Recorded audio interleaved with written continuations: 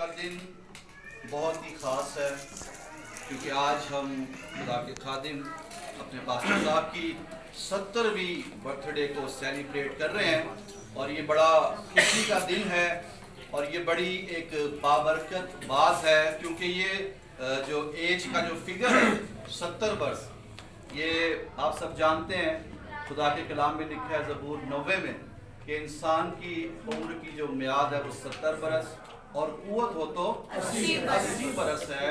اور یہ ایک بابرکت بات ہے کہ جب کوئی خدا کا بندہ اس عمر تک پہنچتا ہے، بلکہ ہماری دعا ہے کہ یہ اور بڑھیں اور پھلیں اور ترقی کریں اور زندگی کے اور بہت سے سال یہ سیلیبریٹ کریں، شکر گزاری کریں اور خدا کے نام کو جلال ملے۔ ہاللیلویہ۔ اور ہم اس بات کے لیے بھی شکر گزار ہیں کہ خدا نے اپنے بندہ کو چنا اور اپنی خدمت کے لیے بلایا، اپنے کام کے لیے تیار کیا اور اپنی خدمت کے لیے استعمال کرتا ہے اور ان کے وسیلہ سے بہت سے لوگ برکت پاتے ہیں۔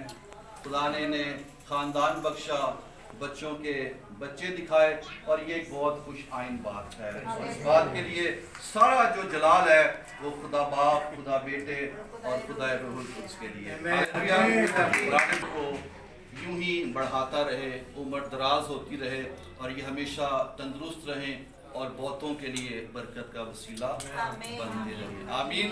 آئیے آج شام تھوڑے سے وقت کے لیے خداوند کے کلام میں سے چند ایک باتوں پر غور کریں گے۔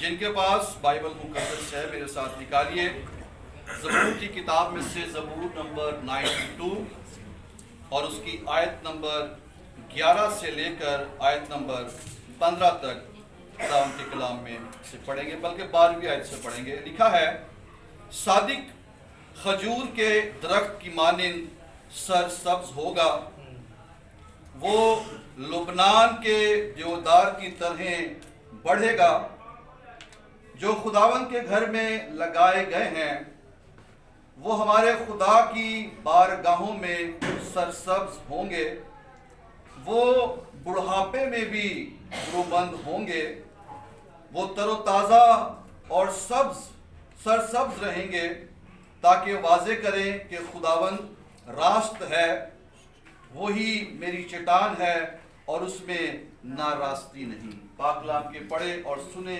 جانے پر خداوند کی برکت ہو۔ آمین۔ سو عزیزو، اس زبور کے اندر خدا کا بندہ زبور نویس اس شخص کی بات کر رہا ہے جو صادق ہے، جو راست باز ہے یا خدا کا بندہ یا خدا کی بندی ہے، اس کے لیے جو کلام مقدس میں برکات ہیں ان کی بات کرتا ہے اور وہ اس شخص کو جو خدا کے ساتھ ساتھ چلتا ہے اسے درخت سے تشبیہ دے رہے ہیں۔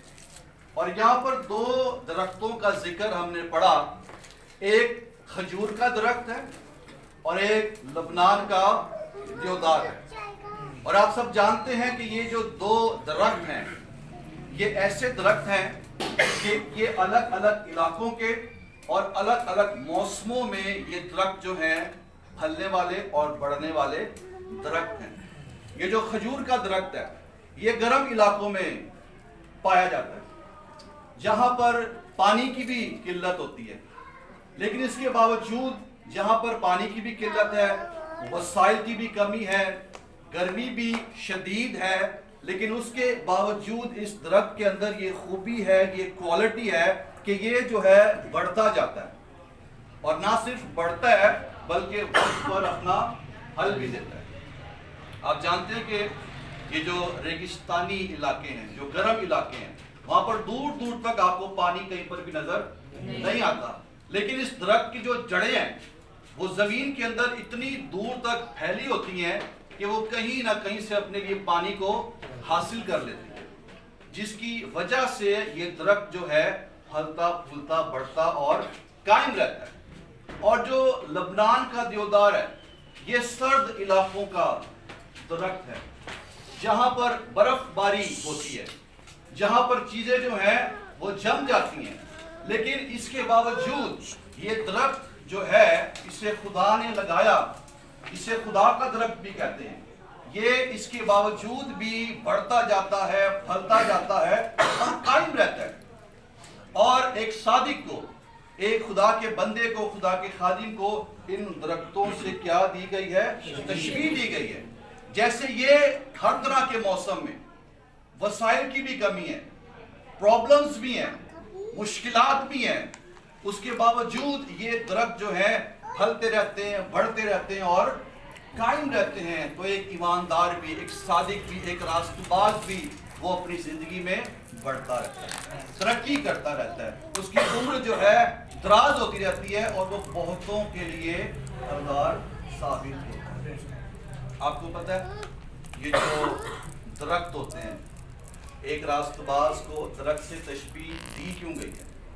درخت میں ایسی کیا کوالٹی ہے، ایسی کیا خاصیت ہے، ایسی کیا بات ہے کہ راست باز کو اس سے تشبیہ دے دی گئی ہے؟ اگر ہم درختوں کی بات کریں، یہ جو درخت ہوتے ہیں، سب سے پہلی بات درخت کی یہ کوالٹی ہے کہ اسے جہاں لگایا جاتا ہے یہ اس جگہ پر قائم رہتا ہے، اس کے اندر قائم رہنے کی کوالٹی ہے.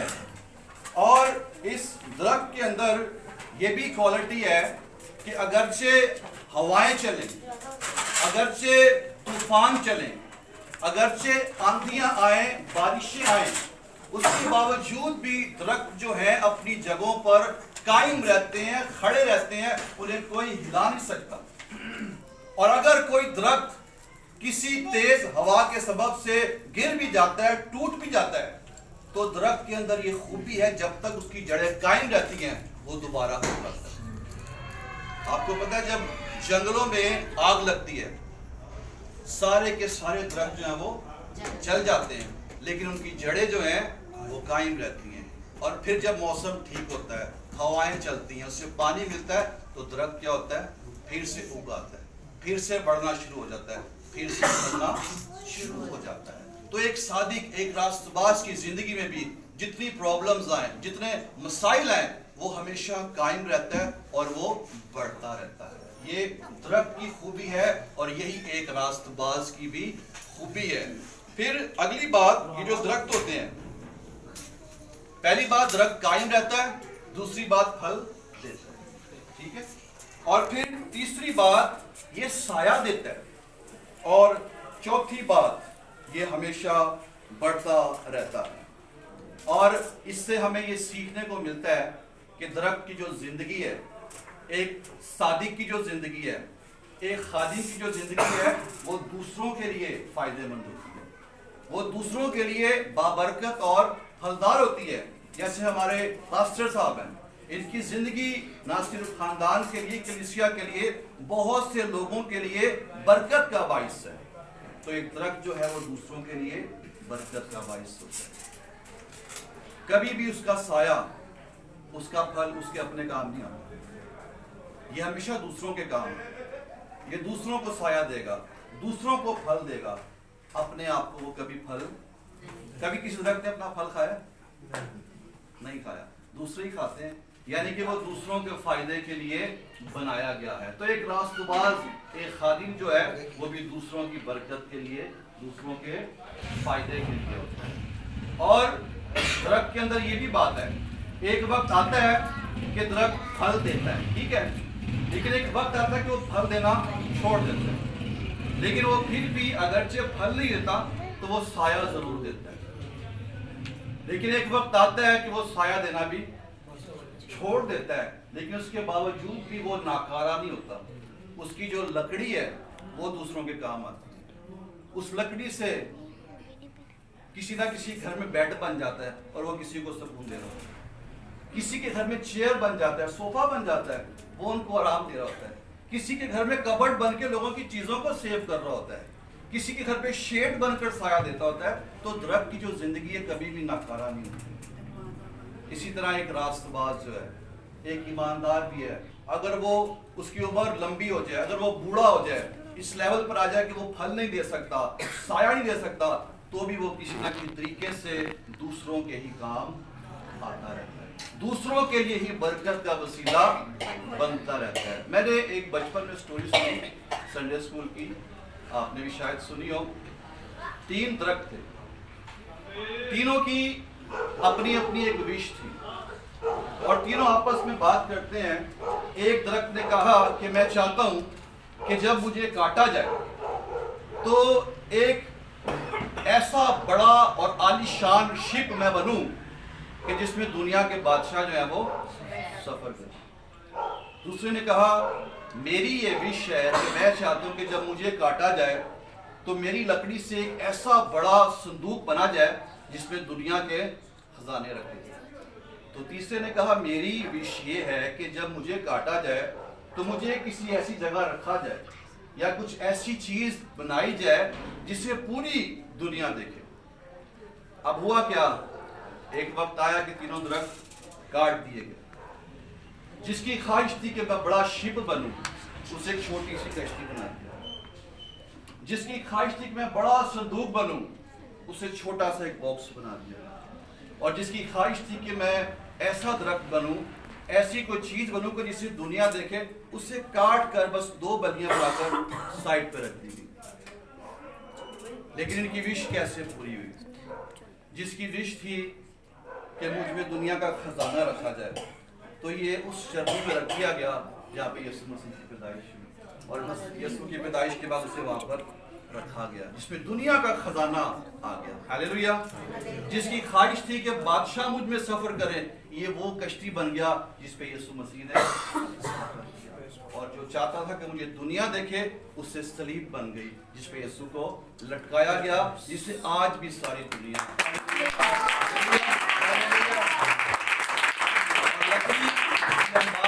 दरख्त की बात कर रहे हैं। ये कट भी जाए तो ये दूसरों के काम आती रहती है।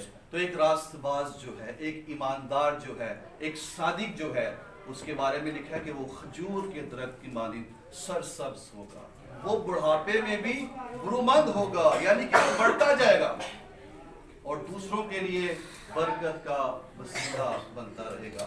सो आज हम शुक्रगुजार हैं पास्टर साहब के लिए, जिन्हें खुदा ने आज 70 साल पूरे हो गए हैं और हमने इनकी जिंदगी को देखा है, और हमारा ईमान है आगे भी ये यूं ही बहुतों को फल देते रहेंगे, साया देते रहेंगे और बहुतों के लिए बरकत का वसीला और सबसे बढ़कर खुदा के जलाल का वसीला बनते रहेंगे। हालेलुया। तो आज हम शुक्रगुजारी करते हैं और हमारा ईमान है कि खुदा का ये खादिम भी एक ऐसा ही दरख्त है जो दूसरों के लिए बरकत का बाइस है। हालेलुया। तो आइए अपने सरों को झुकाएं, अपनी आंखों को बंद करें और हम सब मिलकर पास्टर साहब के लिए शुक्रगुजारी भी करेंगे और दुआ भी करेंगे। और मैं चाहूंगा एल्डर साहब